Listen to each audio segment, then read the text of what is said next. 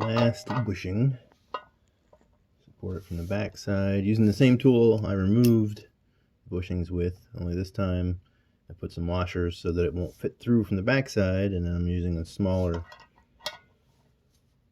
socket on the outside. So I want to take them out was a 36 so they can fit inside the socket. This is a 25, so it's about the same diameter as the outside.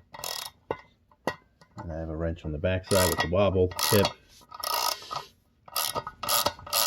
And you just started them by tapping them in lightly with a little hammer. They went in, like an eighth just to seat even. And now they're just going right in